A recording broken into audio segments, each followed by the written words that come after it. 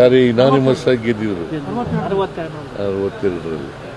So ಆ ಕಾಲ ಬೇರೆ ಈ ಕಾಲ ಬೇರೆ, ಬದಲಾವಣೆ ಆಗ್ತಾ ಇರ್ತದೆ.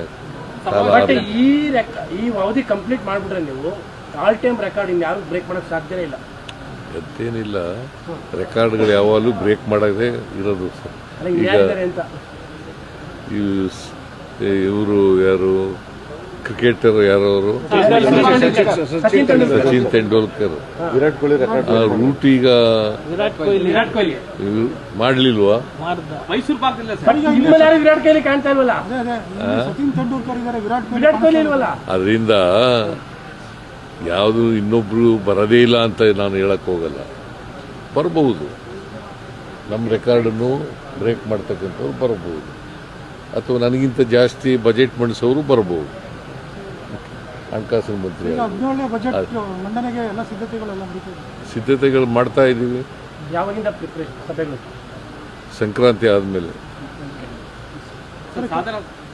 ಸಾಧನಾ ಸಮಾವೇಶ ಸಾಧನ 1000 ದಿನಗಳ ಸಾಧನಾ ಸಮಾವೇಶ ಏನು ನಾನು ಇನ್ನೂ ಯೋಚನೆ ಮಾಡಿಲ್ಲ. ಅದ್ರ ಬಗ್ಗೆ ಅಲ್ಲ, ಸರ್ಕಾರಕ್ಕೆ 1 ವರ್ಷ 1000 ದಿನ ಆಗುತ್ತೆ, ಗೊತ್ತಿಲ್ಲ, ಯೋಚನೆ ಮಾಡಿಲ್ಲ.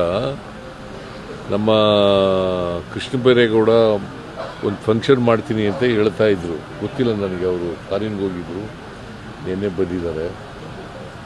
ಬಂದ್ಮೇಲೆ ಮಾತಾಡ್ತೀನಿ ಅವ್ರ ಜೊತೆ. ರೀಶಫಲ್ ವಿಚಾರದಲ್ಲಿ ಚರ್ಚೆ ಆಗ್ತಾ ಇದೆ ಸರ್. ರೀಶಫಲ್ ವಿಚಾರದಲ್ಲಿ, ಸಂಪುಟ ಪುನರಚನೆ ವಿಚಾರದಲ್ಲಿ ಮಾಡಲೇಬೇಕು. ರಾಹುಲ್ ಗಾಂಧಿ ಅವ್ರ ಜೊತೆ ಮಾತಾಡ್ತೀನಿ. ಮತ್ತೆ ಯಾವುದು ಅವ್ರು ಯಾವಾಗ ಕರೀತಾರೆ, ಜನವರಿನಲ್ಲಿ ಮಾತಾಡ್ತೀನಿ ಅಂತ ಹೇಳಿದ್ದೀನಿ. ಯಾವಾಗ ಕರೀತಾರೆ ಅವಾಗ ಹೋಗ್ತೀನಿ. ಸರ್, ಈ ಬಳ್ಳಾರಿ ಘಟನೆ ವಿಚಾರದಲ್ಲಿ ಸಿಐಡಿ ತನಿಖೆ ಆಗಬೇಕು ಅನ್ನುವಂಥದ್ದು ಒಂದ್ ಕಡೆಯಲ್ಲಿ. ನಾನು ಪರಮೇಶ್ವರ್ ಜೊತೆ ಮಾತಾಡ್ತೀನಿ. ನನ್ನ ಜೊತೆ ಮಾತಾಡಿಲ್ಲ ಅವರು, ಪರಮೇಶ್ವರ್. ನಾಳೆ ಮಾತಾಡ್ತೀನಿ.